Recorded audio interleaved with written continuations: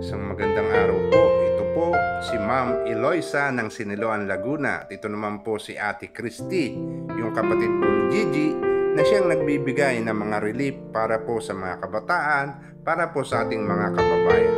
Narito po kami sa bayan ng Siniloan upang ipamahagi po yung mga relief na naipon po ni Gigi dito sa Pilipinas. At ito nga po ibibigay natin sa simbahan ni na Ma'am Eloisa. Nung panahon po na ako'y pumupunta sa kanilang simbahan, ay talaga pong nakikita ko po na marami pong kabataan at mga mamamayan na talaga pong hikahos sa pamumuhay.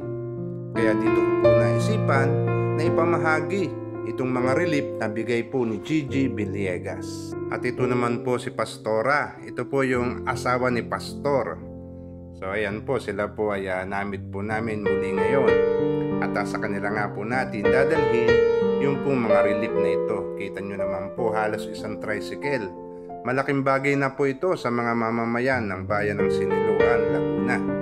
Kaya sa pamamagitan po ni Ma'am Eloisa ay may pabamahagi natin ito pong mga relief na ito sa kanilang mga kabarangay o sa kanilang mga kababayan sa Siniloan, Laguna. Maraming salamat pong muli sa iyo, Gigi Villegas. God bless.